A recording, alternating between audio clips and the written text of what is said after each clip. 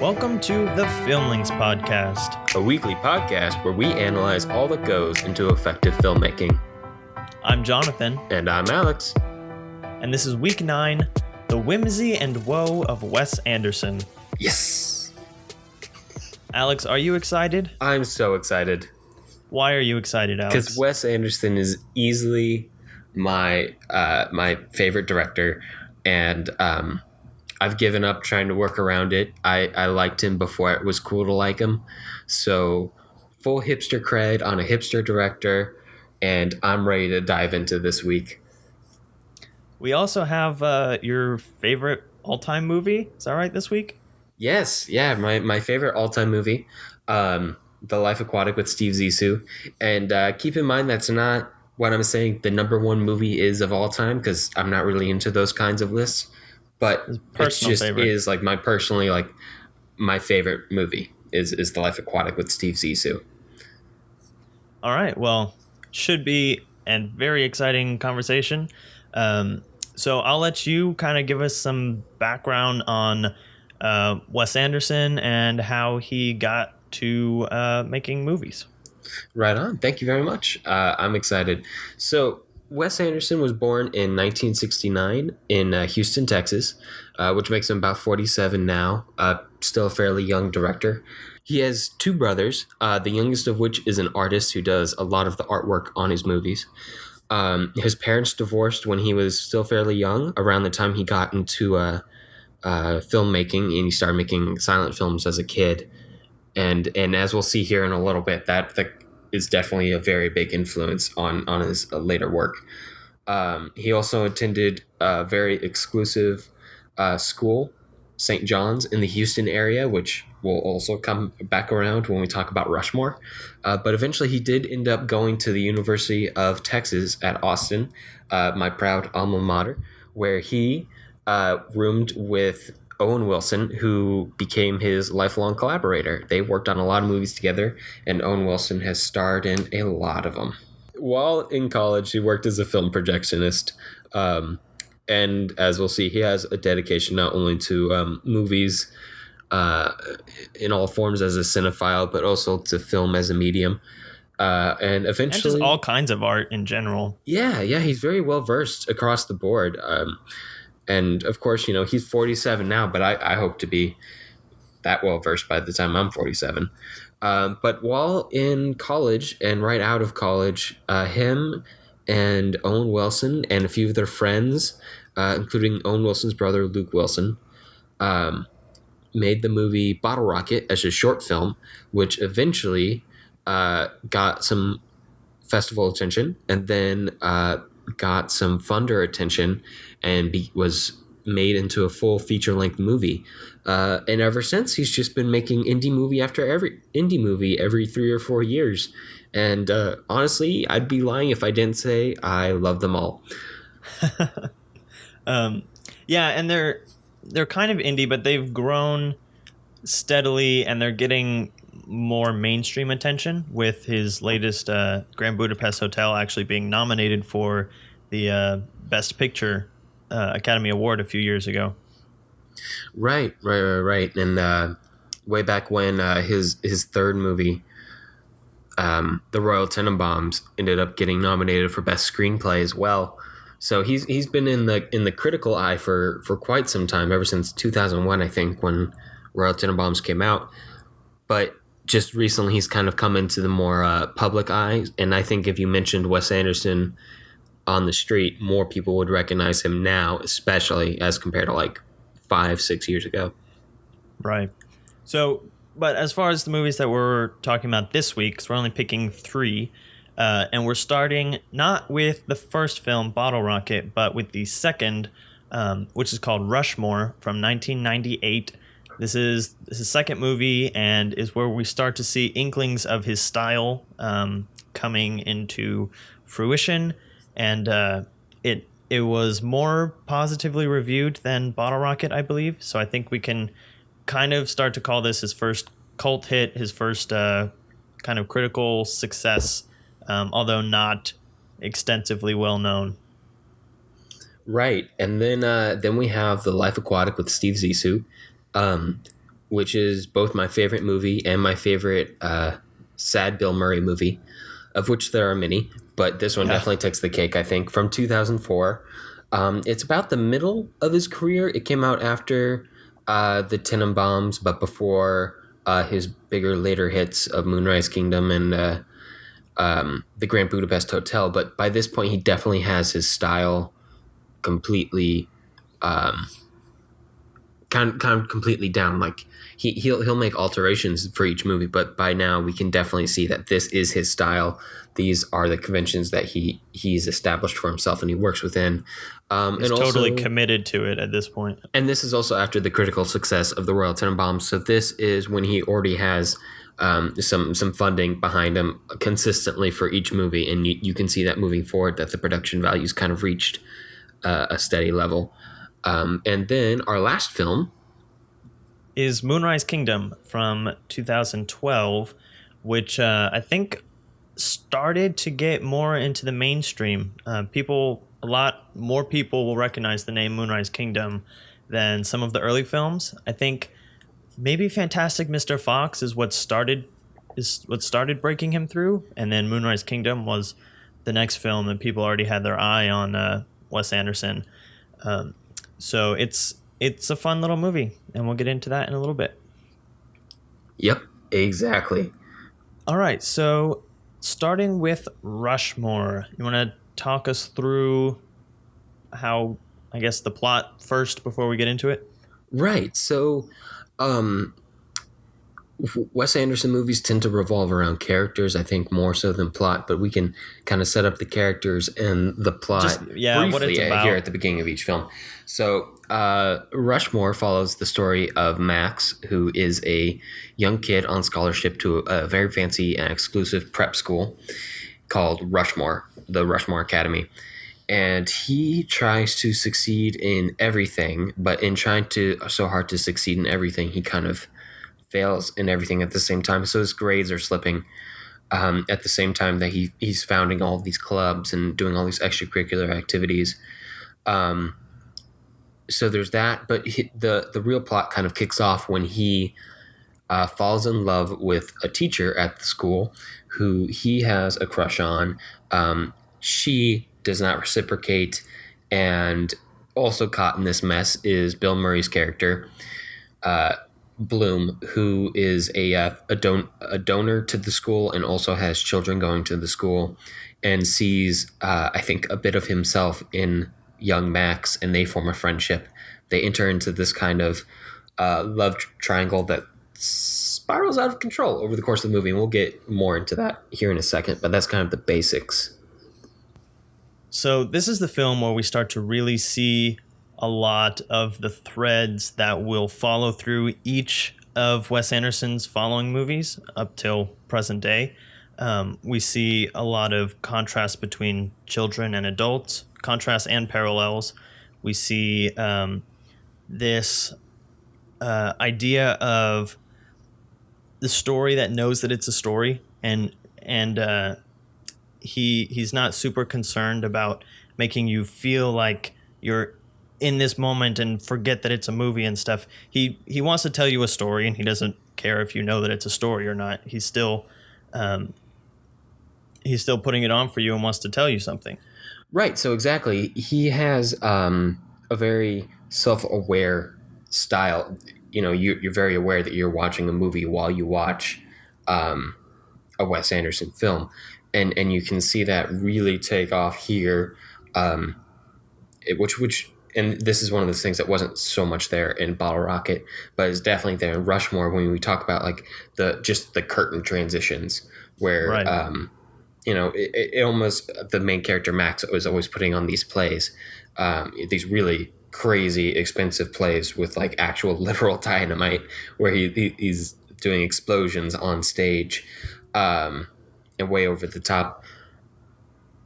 But we see that, you know, kind of paralleled in the curtain transitions between each scene, and often they'll have a month over the top of it, because this movie takes place over a very long period of time.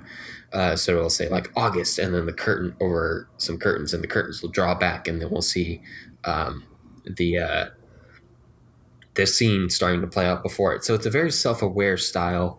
It's very, very pronounced that we know we're watching a film, but it works because that's taken as a basic assumption and then just carried through the entire way. Like all of the framing for the cinematography is square, like you're looking at a stage, for pretty much every shot.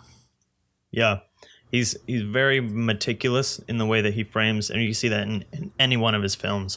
And I think it's interesting that this film, in all of his films, but in this one specifically, it seems very autobiographical, in the fact that our main character is Very. A storyteller and story writer, and he's putting on these plays. And Wes Anderson himself, when he was a kid, would not only make little films, but he would also make elaborate staged versions of films that he liked and stuff like that, which is exactly what Max does. He puts on plays of Serpico? Exactly, of films. Yeah, Serpico is one of them, and then there's the one at the end isn't exactly Apocalypse Now, but it's very Apocalypse Now-ish. Right. So it's interesting to kind of, all of these films are so personal to Wes Anderson. He puts so much of his inner self into them that you really get a sense of who he is just by watching how his characters interact and what they do.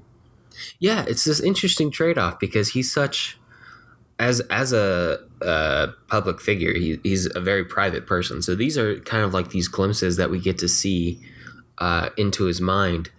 And there's also a section in the book, the Wes Anderson collection, where Wes Anderson mentions that him and Owen Wilson had a list of movies that they were planning on making, and they've been working off this list for God knows how long. I think most of the movies they've made are actually from this list. And one of the first ideas is a kid at a boarding school, which I think is just one of those things that an early filmmaker tends to do, or an early storyteller, is kind of throw parts of themselves into a book. And that's very prominent, I think, early on in a creative career.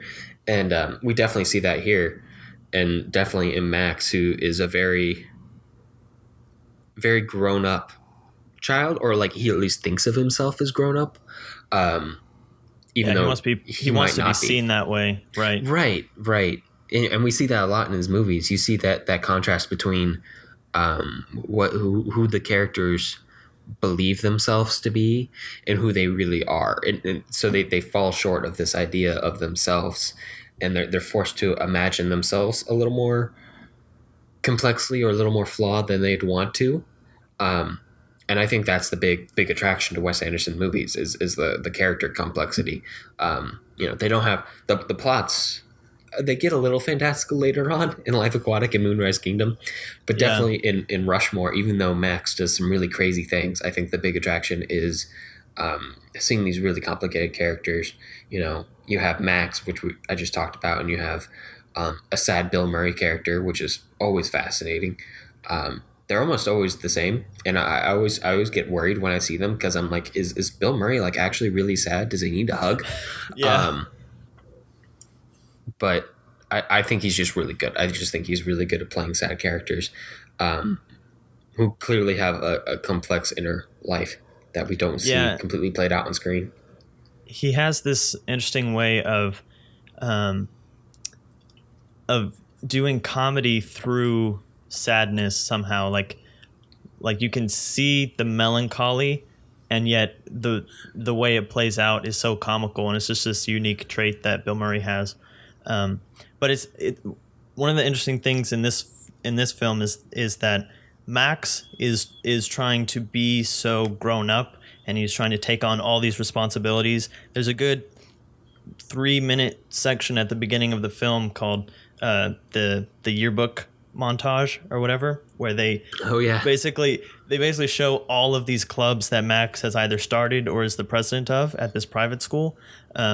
And there's a long list. There's like 20 things that he's in, like fencing and beekeeping and all these things. And he's doing like every extracurricular activity, and yet he's failing his classes. So it's this contrast, but all that responsibility that he's putting on himself to feel more grown up, Whereas Bill Murray's character, you can kind of see the other side of that, where he's not really holding up his responsibilities very well. He's not the greatest dad or the greatest husband, and he's just kind of sad. And even though he's got this big company, he's like a steel tycoon or whatever, and they're both vying for the affections of this teacher. And Bill Murray is pretty old, too old for her, and Max is too young for her. And at some point, she even says, "You two are made for each other," because they're both being so childish. Max Right. because he is, and Bill Murray because he hasn't fully grown up in the way that Max is trying to put on a facade of being that grown up. Right. Bill Murray's character is kind of having a giant midlife crisis over the course of the movie. They both, I think, definitely from early on in the film, you can see that they both kind of yearn for what the other has, and you can see that they see that in each other. Like Max definitely wants to be grown up. He thinks he's mature. That's one of the reasons why he's going after an older woman in the teacher, and she's not that old. She's like 29, 30 probably, No, but too old for him, for sure. Too old for him, but not too old for who he thinks he is, which is a fully grown person. The reverse of that is Bill Murray, who thinks he's younger than he really, or wishes, at least clearly wishes he was younger than he really is, and wants to go back to the youth that Max has. And you can see that projected in him wanting a younger woman in the teacher. Yeah. So one of the things that I really like about these Wes Anderson films is there's a lot of these adult characters who aren't completely mature, and yet he does them in a way that's not the man baby films that maybe like a Will Ferrell or Seth Rogen movie would be. Adam where Sandler. they're just kind of, or Adam Sandler, yeah, exactly. Where they're kind of just blatantly whiny and obnoxious and stuff. He does it in a way that they're ridiculous and almost more pathetic than annoying. So you're still sympathetic towards them, while still being like understanding how wrong their actions are taking. But you can kind of see how a person could be that way, and it's not this kind of ridiculous, just jerk character. Yeah. Everyone always talks about the style when it comes to Wes Anderson, but I think you're right. I think the best part of Wes Anderson films are the characters. I've never found myself getting frustrated at a character in a Wes Anderson movie for not making sense. And I think part of that is the style that makes them so evident, because it's so detail driven. You see all these things. You tend to catch these characters as they go about like their day-to-day business. So all the little things that you do over the course of the day, whether that's flipping through a book or lighting a cigarette in a certain way, you see all those little things, and all those little inserts that people seem to love to like parody for Wes Anderson films. Those actually tell you a lot about the characters. They tell you all sorts of things about what the character chooses to do. Because if you look inside, I'm just saying, if you look at what somebody has in their pockets, that tells you a lot about a person. And maybe that's just me like being too much of a Sherlock fan and trying to do deductive reasoning on everything. But I think you can get away with that in movies. So, well, you can definitely tell that Wes Anderson cares about those kind of details, because his insert shots are so meticulous, even more so than his normal coverage, which is, like we said, very square and stuff. But every time he cuts to someone holding an object, it is perfect bird's eye view, looking straight down with everything lined out, kind of a thing. And times when you may not even need to do an insert, but he wants to bring attention to these little personalized items, because everything that each of these characters touch are so personalized to them that you just get a fuller sense of who they are by what they're touching, because I think it helps to complement some of the played down acting that goes into a lot of these movies. Right. It almost feels like this character autopsy where you're looking inside of somebody in these bird's eye subjective views. And it's so deep that I find myself, full confession, I've seen each of these movies like at least 4 times, if not Except more. Darjeeling Limited. Except Darjeeling Limited, which I need to watch more. I just didn't have the Blu-ray until fairly recently.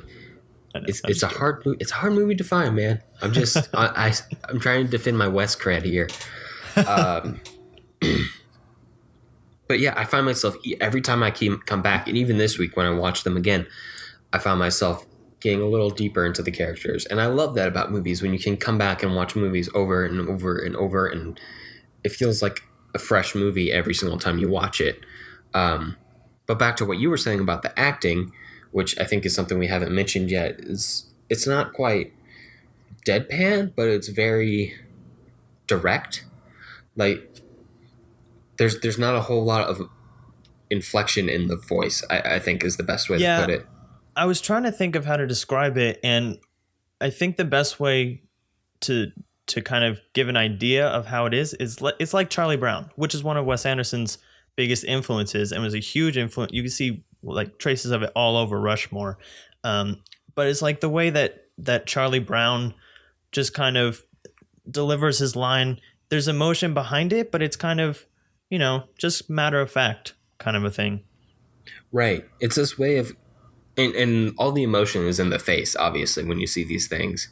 And also in the context, because as the movie goes on, that he does such a good job of conveying like the complex character plots, like the complex internal character plots throughout the movie, that you already have all the context to know like what that line's deeper meaning is. Like you were saying earlier, when Rosemary tells the two guys in the film, you guys are made for each other. Like we know exactly what that means. No matter how played down she says that line, we have all the context to put deeper meaning into that ourselves, which is a nice way of engaging the audience, I think.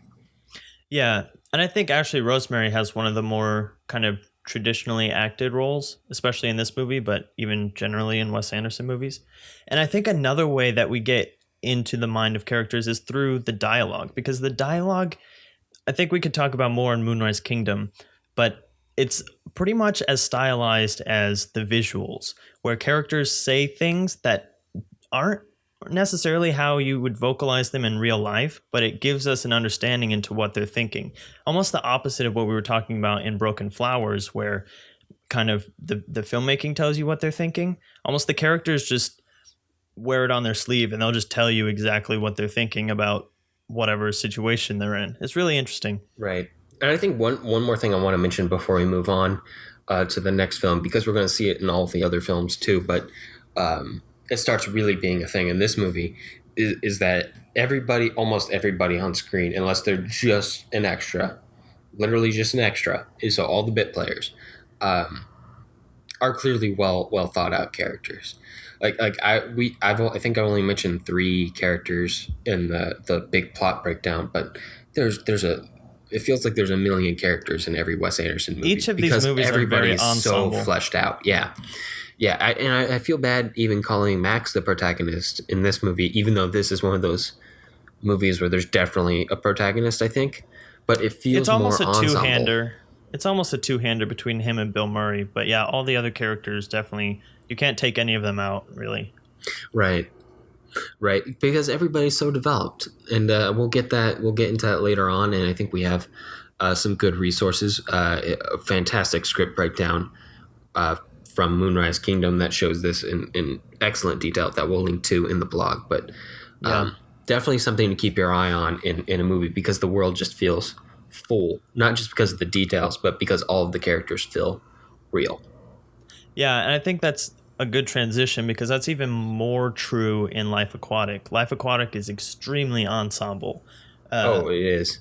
So just overview, Life Aquatic is about Bill Murray's character, whose name is Steve Zissou, and he's a documentarian slash what do you call him, marine biologist almost, or a yeah. So he's a around, Cousteau type. Yeah, so he like explores oceans and sea creatures and documents it and puts them into these little films. And we start off with the movie seeing the end of one of these films, and Bill Murray's best friend Esteban is actually eaten by a shark that they were filming, and so he vows to hunt the shark and kill it for part 2 of his documentary, and that's kind of shark. The jaguar shark. And so the whole film is him building a team and embarking on this adventure to go find the jaguar shark and all the shenanigans that happen along the way. Right, and we should mention that most of the crew don't really need to be mentioned in this plot setup, but the big players are obviously Steve, his wife, who's played by Angelica Houston. Then we have Ned, who is maybe his kid, played by Owen Wilson. He's a fully grown adult who might be Steve Zissou's kid from a previous affair a long time ago, and is just now meeting Steve. And then, do we have any other big players in the plot? Yeah, we have Kate Blanchett, who is a reporter from National Oceanographic or some magazine that's going to kind of document the journey. The premier ocean newspaper. Yeah, and then Willem Dafoe is one of the crew members on the documentary, and Jeff Goldblum is in there. He's a rival character. Yeah. And then I guess Seu George. We're going to talk about him a little bit later, but he's in there. Is that right? He's a cast member, but he's also a very big.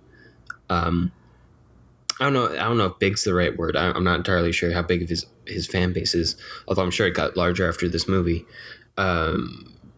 Acoustic guitar artist / vocalist. He makes really great music, by the way.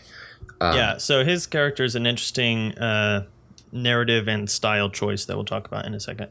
Right on. But also, let's talk about some of those character relationships. Again, we see a lot of tension. This one's kind of unique because it doesn't have a lot of kids in it, which is a recurring theme throughout almost all Wes Anderson movies, is that there's a lot of kids. But there is a kid in the sense that there's this tension between Steve and his maybe not son, Ned. So they're like adults, but they're definitely not fully realized adults, I don't think. Like, Ned has this Owen Wilson plays him with like this country bumpkin accent, which is hilarious. Yeah, it's adorable. It would be funnier if the movie wasn't so damn sad, but it's really great, and it kind of gives this impression that Ned is.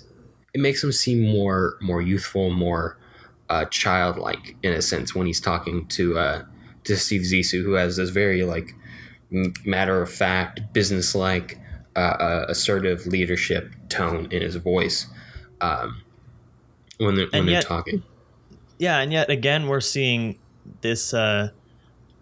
We're getting this feeling that Owen Wilson's character is slightly more emotionally mature than Bill Murray's character is, because Bill Murray's character is kind of all over the map with the things he does and stuff he comes up with.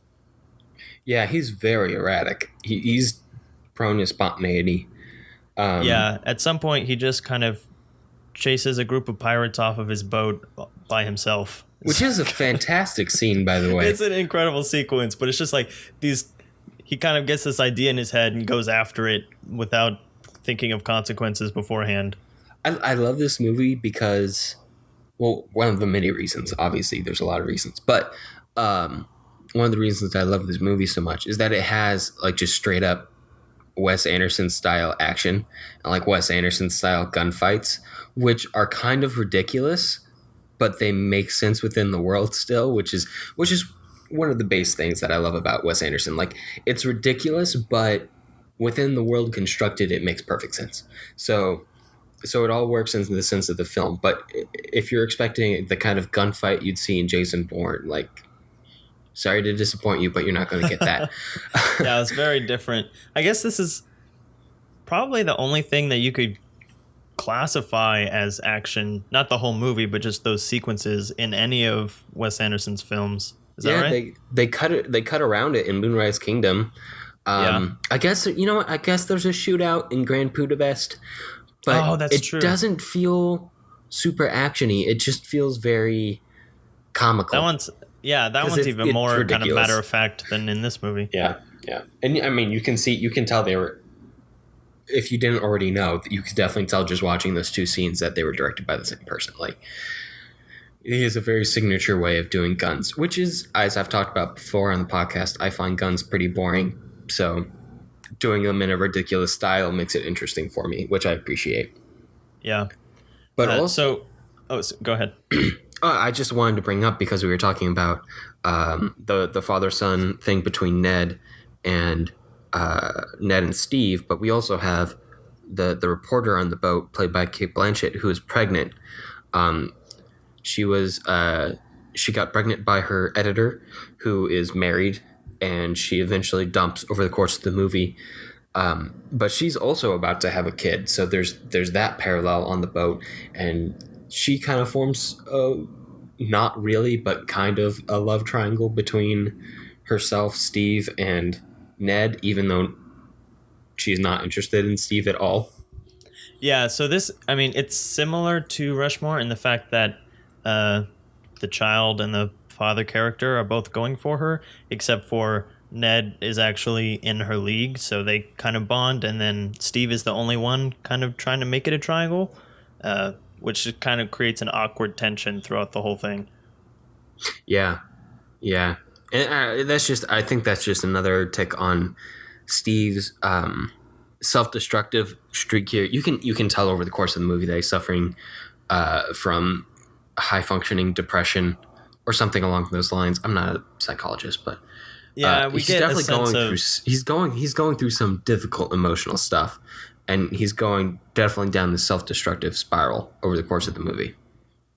yeah, and we definitely see traces of several broken relationships.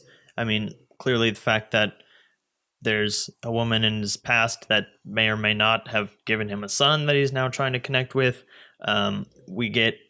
We're constantly reminded of a previous marriage in the fact that there's a submarine on the boat that says Jacqueline on it with a big X through it, and then it says Deep Search underneath. So the boat has been renamed after their marriage was dissolved. He has a tattoo with the same Jacqueline.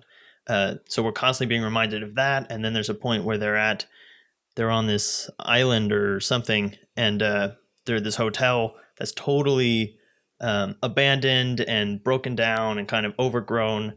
And he goes, "This is where we spent our honeymoon." And so you get this sense that there's a connection with this hotel that has crumbled as much as the relationship has, and all the relationships in his life. Right. It's kind of that. It's a story both about Steve's relationships and how he kind of self-sabotages them, but also, going back to that idea we took from, or that we saw in Rushmore, where you have an idea of yourself and then you have the actuality of yourself and you try to reconcile between the two. That's definitely a giant plot in Life Aquatic, and it's raised because Steve Zissou is a celebrity within his circle. Like, everybody has this idea of him, and at the beginning you see that his film career as a oceanographer documentarian has kind of gone down the drain a bit. Like, everybody is a bit skeptic. They have very hard times trying to secure funding for the next film, which eventually Ned comes through with his inheritance because his mother, his once Steve's lover,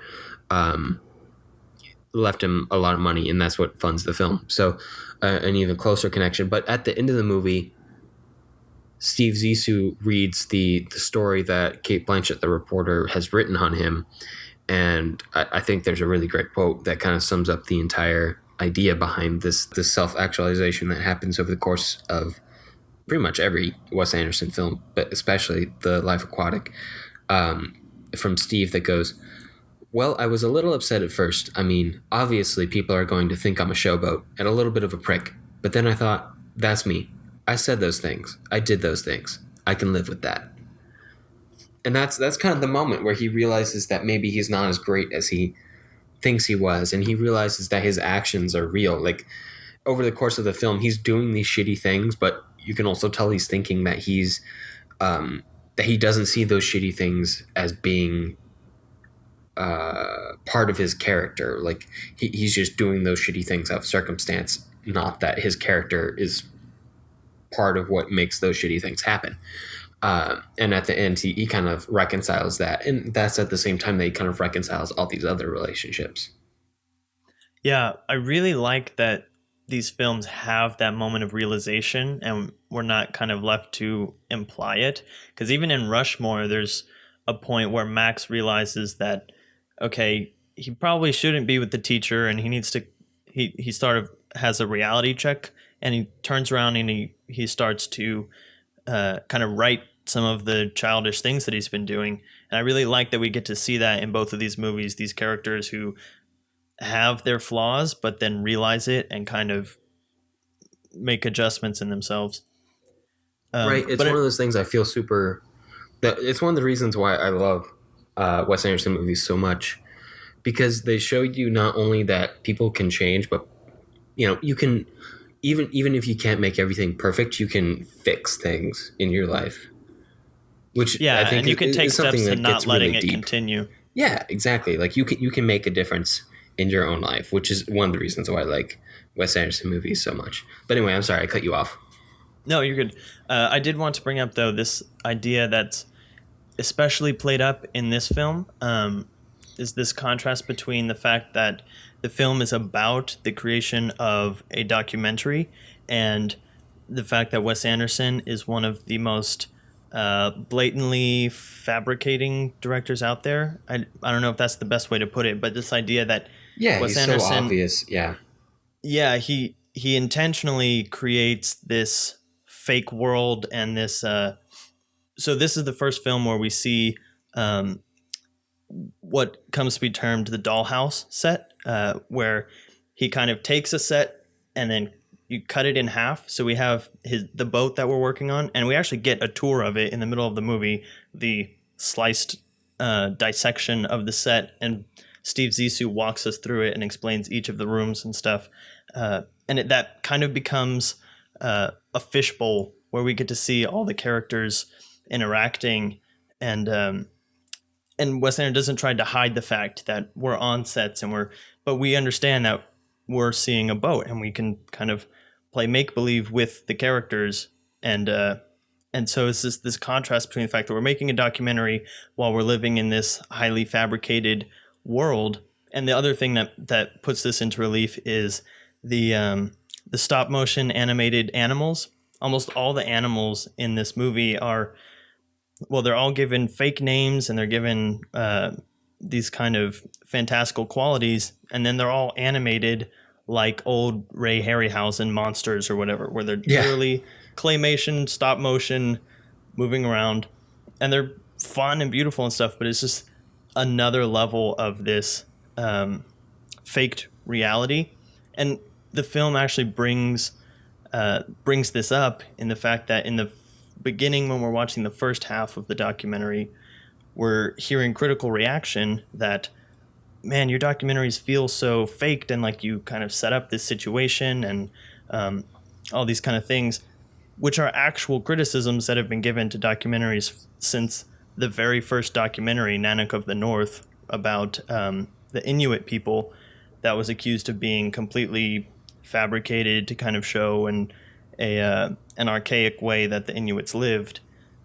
So he kind of is bringing all of that, the idea of what is real and how concerned should we be about presenting stories as reality, because Wes Anderson isn't concerned about, like I said, making you forget that you're watching a movie. He's telling you a story, and he wants you to know that you're watching a story in the same way that you would know that you're watching a play or reading a book every time that the scene changes or you flip the page. Right. That very kind of like self-obvious, self-conscious way of presenting a movie.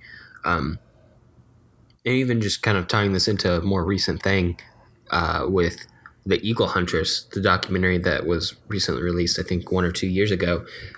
There's been a recent controversy that people think that a lot of it was faked or fabricated, and that a lot of the culture was faked, which might disqualify it and of course I'm not saying it's true or not. I don't know. I haven't looked into it. I just know that there's controversy, but that might disqualify it as being a factual documentary. But that doesn't mean it's not a good story,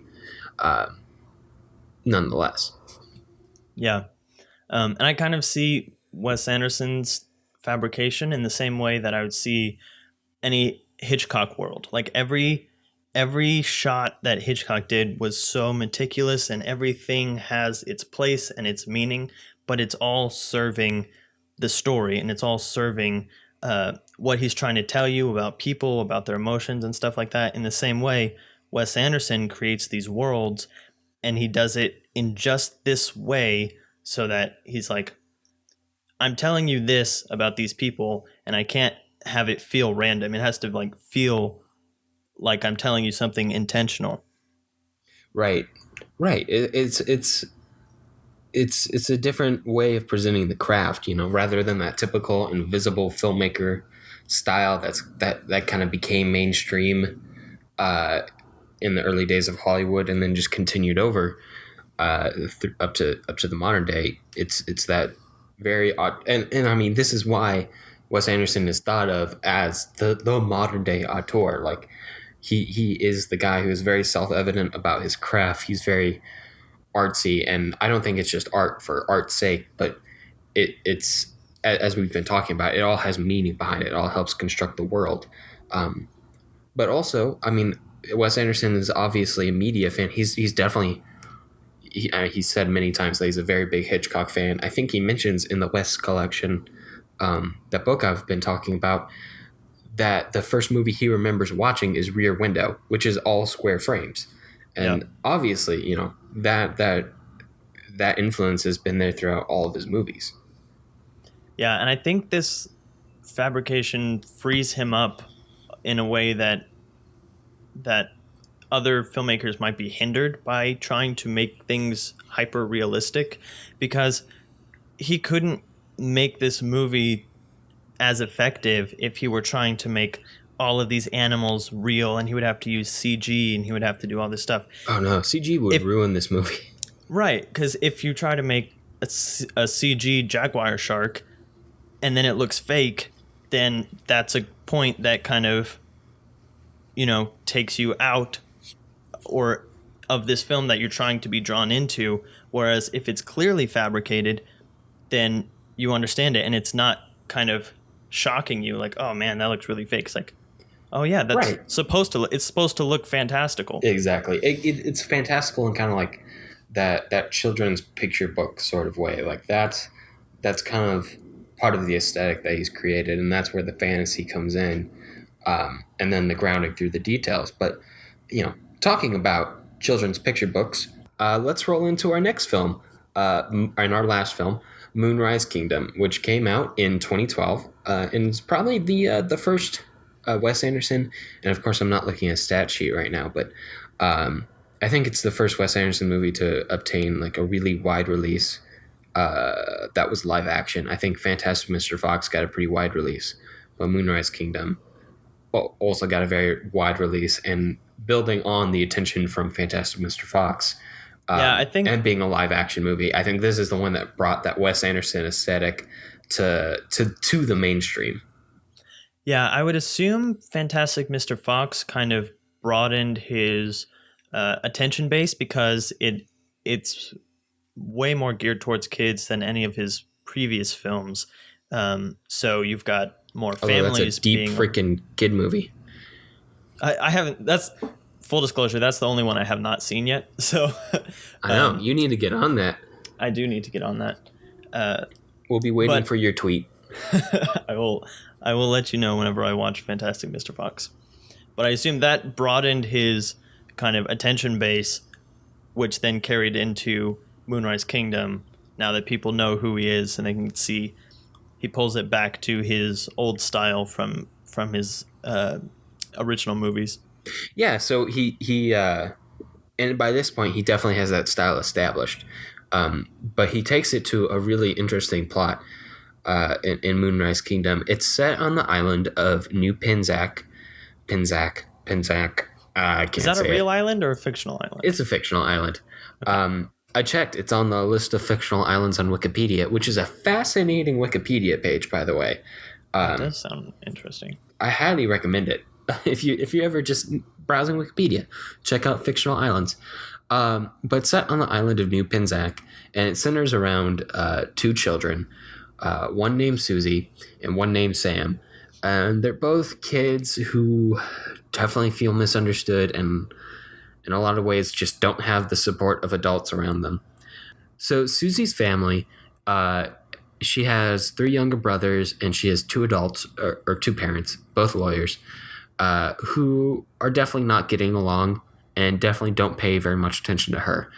And on the other hand, we have Sam, who is an orphan who is being raised by a foster family who is, they make it very obvious that the foster family is abusing the system.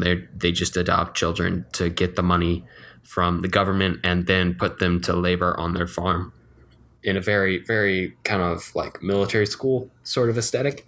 But anyway, we start with Sam when he is at a khaki scout camp, which is the parallel to Boy Scouts in this world, but it plays a very big role in the world. And he runs away from his troop in a very nice Shawshank fashion.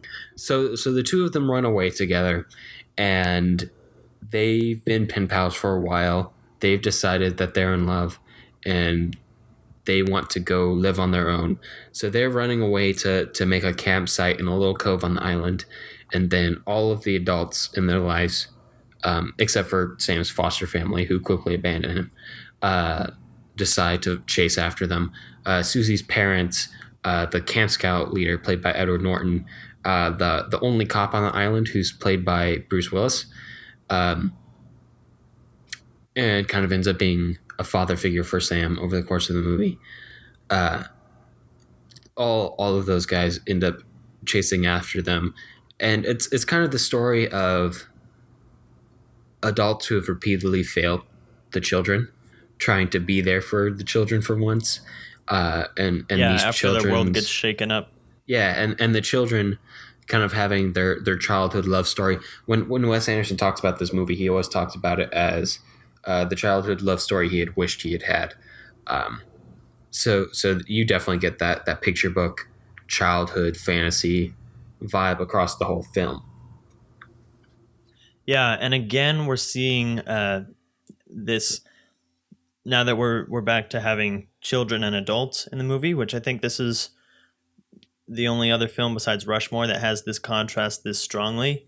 We see it a little bit in the Royal Tenenbaums, but here we have these two kids who are trying to run off and just live life together. Sam has all these skills from khaki scouts, so he cooks for them and he builds their tent and shelter and all this kind of stuff. So we have them trying to take on all their responsibilities, and we're seeing again the parents who have shirked their responsibilities as parents, where they're kind of neglectful or just not very present.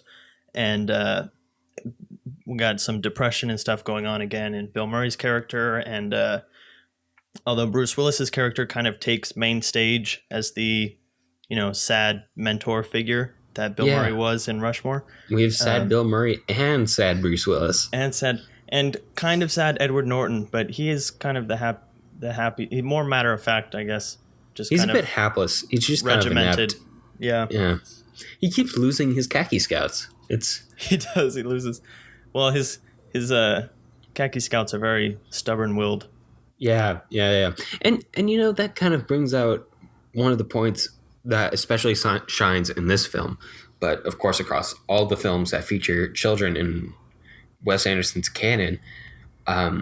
It's just the way he treats children. He treats them as full people, like with deep, complex, inner emotional lives. Maybe they're not completely mature because obviously they're kids, but neither are the adults, because everyone has flaws, everyone has deficiencies in some ways, but he doesn't treat them as stupid kids or silly children or simple children, or completely ignorant of the world.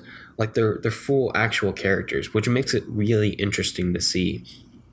And it makes that contrast between adults and kids even more interesting, because they're actually, the child adult contrast is interesting, but they are in and of themselves each fully developed characters, maybe not people, but fully developed characters, um, who have this interesting, complex relationship web in each movie. Yeah, I think Wes Anderson actually uses children as a way to kind of take adults and strip them down to the most basic, because children have a way of being blunt and being ambitious and brash in a way that adults aren't so much. So we definitely see in the relationship between Sam and Susie the way they just kind of matter of factly say things that they're thinking or they're feeling, um, and opening up. And then we see a contrast with the adults who are kind of keeping secrets. The fact that Bruce Willis's character is cheating on Bill Murray's wife and stuff like that. So again, we're seeing this contrast, and I also want to bring up the fact that we see contrast not only between the levity versus gravitas in the characters, but also the the uh, the way that the film is done is very bright and colorful, and all of these films are bright and colorful and stylized in a, like you were saying, children's book kind of fashion. Meanwhile, dealing with a lot of dark and somber themes. So, and that's why we titled the episode "The Whimsy and Woe of Wes Anderson," because he marries them so well that you end up enjoying watching this film about very depressed and disturbed characters in a way that no one else is really doing. Right. It kind of, I mean, everybody likes to talk about Wes Anderson's style as all these conventions that you see all the time, which, yeah, they're there and they're signatures, but I think his real style is these levels of contrast, which give the richness and the deepness to each movie. You know, the contrast between characters, the contrast between what the character thinks of himself and what the character really is, the contrast between the fantastical world we see and the nitty gritty of how the world is really lived in by these characters. And that's what's really interesting about these movies, and that's why I know I can keep coming back to them over and over and watch them again and again, and just sink into the world so easily each time. Yeah. So I kind of want to talk about some of the specific techniques that are used in Moonrise Kingdom, because I think there is a really good example of how Wes Anderson portrays things that might be difficult to shoot, and a bad example, both in this film. So there's a point where Sam and Susie are confronted by the khaki scouts who have been recruited by the adults to track them down and bring them back. And the khaki scouts are all armed with like very dangerous weapons, and like they're actually hunting them, kind of a thing. And so right when this confrontation happens, we're seeing one of the khaki scouts drives his motorcycle right towards them. And before they collide, we do this really quick montage cut that cuts from like this whip pan to a shot of an arrow to a shot of whipping and colors and stuff like this. So nothing is really shown, but we're told that a fight just happened, and we hear the sounds of a scuffle, and it takes like 5 seconds, and then all of a sudden we're in the aftermath of this fight scene. So it's this way that Wes Anderson takes something that could have been done in a really cheesy way or unsatisfying way, and almost skips over it, but does it in his stylized way, and or this highly fabricated way, so that you can't criticize it for looking fake, because that's clearly the intention. Right. And then it's still exciting, but you don't get that action, which would have just been action for action's sake at that point. Right, but the interesting thing is that there's another point at the end that doesn't do this as well. Did you? I mean, you know what I'm talking about. Did you feel that? I'm not sure what you're talking about. Okay, so there's another point at the end of the film. We've got like floods happening, and kind of a lot of catastrophic things are going on. Oh, okay. Edward Norton's character ends up jumping into a tent to save another another khaki scout leader and pulling him out before it explodes because there's a bunch of fireworks in there. Um, but he tries to do a visual effects kind of thing where Edward Norton is jumping over this stream, but it's way too far, so you see this weirdly motion blurred silhouette jumping over the river, and then he does it again, and there's this fake explosion coming out, and it's clearly fake, but he tried to do it instead of doing one of his montagey things. I think it was an interesting choice that I kind of wish he would have done his stylized thing for. Yeah, I think you could have added some more. I think you could have cut around it with a little more style. I think you're right. Um, I don't know too much about that scene. I'd be really curious to see if there are any interviews out there about that. Commentary. But I don't think I've found anything to that effect. You know, because there's another point in the Life Aquatic where he does this kind of rapid montage thing too, which I won't describe because it's a spoiler, but it's just interesting that he does it in so many of his other films and then decides to do this kind of cheap VFX look for that one shot. Yeah, I'd be very curious to find out more about that. It did seem like a departure from his typical style, which is interesting, and I'd be curious to know why. Yeah. So I think the last thing that I want to talk about for this movie is the idea that, like we've been talking about, this very storybook quality in all of his movies, but specifically in this one because Susie is constantly reading these young adult novels and these fantasy novels, and the whole film is kind of set up to be that, not in the way that that Wes Anderson kind of tells us that some of his other movies are literally book stories, but just more implied.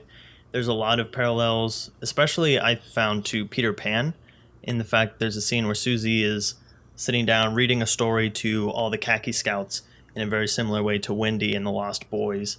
And there's another shot where the two kids are silhouetted hanging off of a building and almost look like Peter carrying Wendy and flying silhouetted through the sky, kind of a thing.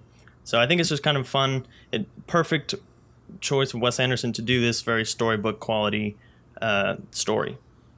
Yeah, it feels like one of those developments, or at least the Peter Pan thing. It feels like one of those developments that came out during production, and they just rolled with it, and it worked. I love it. It adds more to it, and that kind of brings us into the overall notes. And one of the things that I really want to talk about with Wes Anderson is just how well versed he is in all types of media, like books, films, plays. There's very obvious references, when we're looking at Rushmore, where he's actually, Max is copying movies like Serpico, and just that is an actual play within the movie. And then just other shots that we can tell that Wes Anderson has watched a lot of media. He's read a lot of books. He's very well versed in storytelling. Which is something I appreciate, and I think you appreciate too, because that's kind of our goal with what we're doing here on the Filmlings, is we're trying to learn as much as we can about as much media as we can to become better storytellers ourselves. Right, and I almost wish that I could talk about this more, but we're not quite as well versed as he is, so we can't point out all the references that he comes to, but we definitely see in like Moonrise Kingdom, where Susie's constantly using binoculars to see across the island and stuff. We see traces of Rear Window, and stuff like that.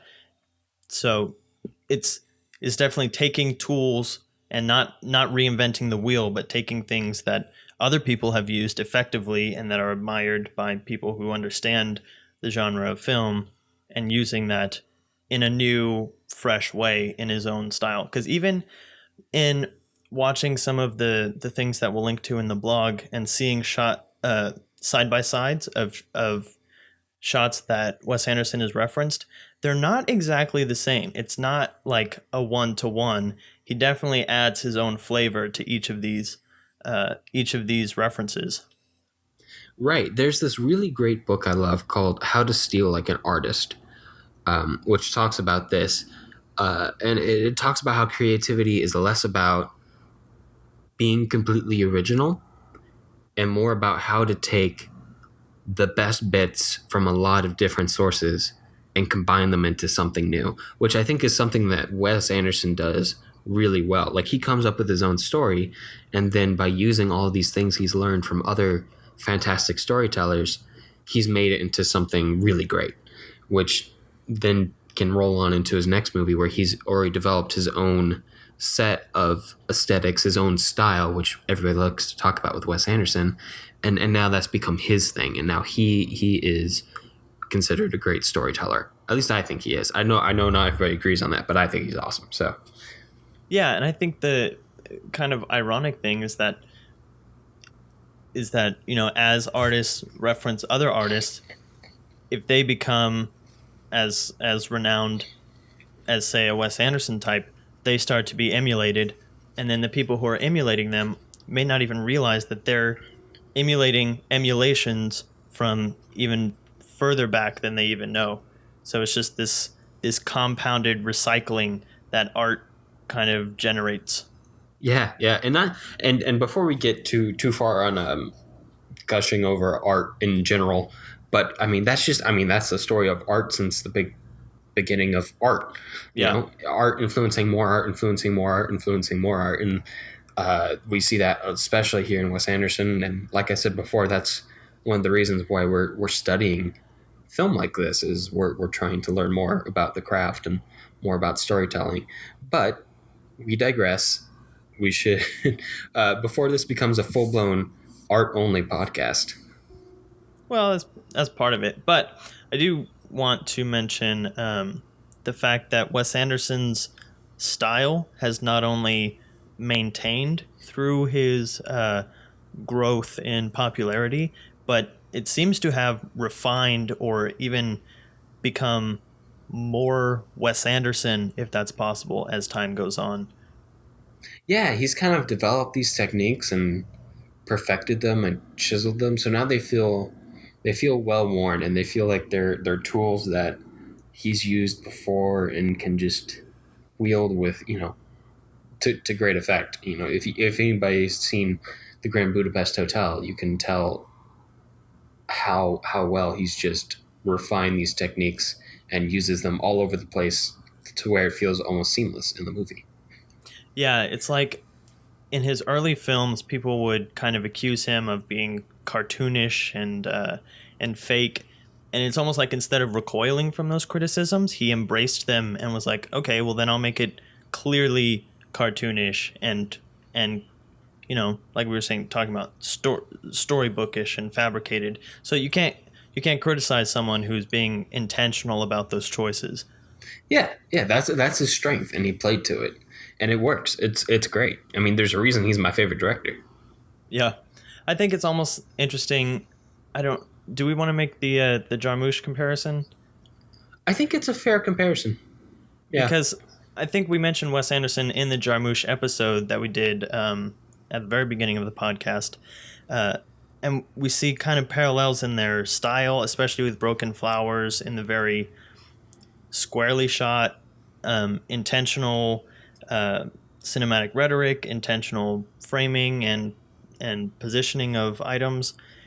And yet in the trailer for Patterson, it feels much more mainstream in the way that the storytelling is told. So it's almost as if Jarmusch's style has been watered down as time goes on, in the opposite way that Wes Anderson's has been refined and exaggerated as time goes on. right. And I don't, granted, Wes Anderson is still much younger than Jarmusch. But Yeah, and who's just to don't say see which him. one is I just better? don't see It's him. just interesting. Oh yeah, no, we're definitely. I hate making any comparisons like that where we can say one director is better than another because every director's style is different. Yeah, So it's more an observation than a criticism. yeah. It'd be interesting, but you're right. I mean, Wes Anderson's kind of leaned more into the curve here with his style. Right, because we have, like, just trying to stick with the three that we're talking about this week. Rushmore, we're seeing those first traces of intentional color usage and framing, and the the curtains indicating what time period or what time in the story that we're in and stuff like that. And then Moonrise Kingdom has all those techniques, but highly exaggerated to the point where we have a narrator that breaks the fourth wall and talks straight to the audience, as opposed to just a curtain that's breaking the fourth wall. And we have color usage where we have the what they call the khaki scouts are all yellow, and everything involved with them is yellow. And then the Susie's house, there's a lot of shots with those characters where it's blue and more melancholy, and and also kind of contrasting with the blue of the flood. And there's a lot of water themes in all of these movies. Actually, that's something we can talk about universally. Yeah, he's very big on water themes.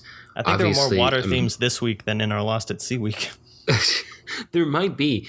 Even in Rushmore, Rosemary is a widow, and her deceased husband was an oceanographer, a Steve Zissou type. Even if he didn't make documentaries, and the book that he wrote is a very big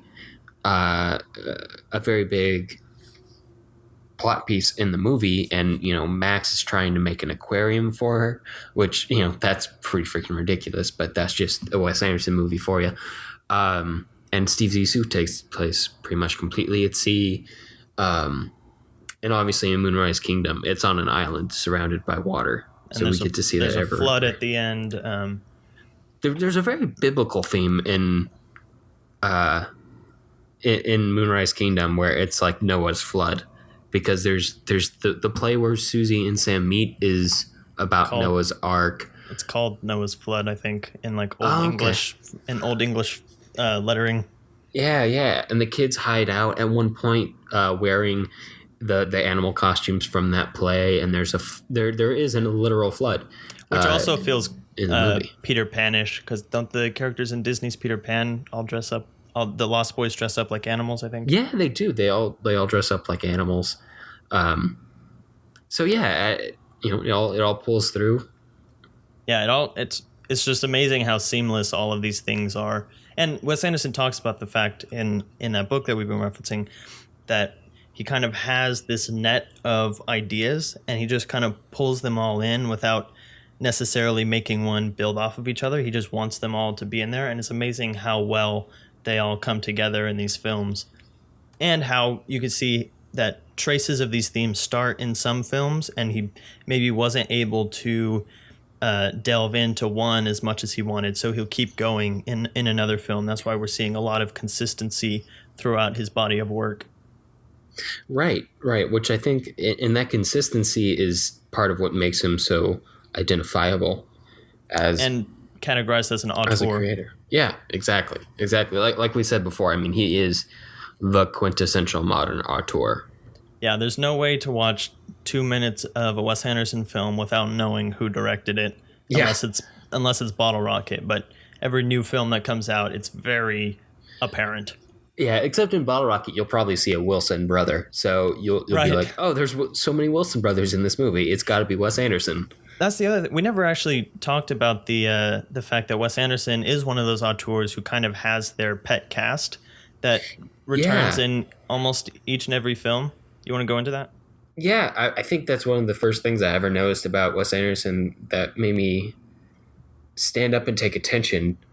And one of those things that I was always like, I want to emulate that. I want to work with the same people over and over, because that says a lot about a director. He has, obviously he started working with Owen Wilson because he was roommates with him at UT. Yeah, that's the only reason Owen Wilson is an actor, because I don't think he was even planning on doing acting. Owen Wilson, is that right? Owen Wilson was mostly a co-writer early on, and he just acted more or less out of necessity in Bottle Rocket, and then that just kind of spun off and became a thing, and now he has a more independent career as an actor, and I'm sure he's more identifiable to the vast majority of people than Wes Anderson is, but that is kind of, that you can kind of tell that's where his heart is in those Wes Anderson films, and you get that sense that these actors keep coming back not because these movies pay big bucks. They don't. They're indie films.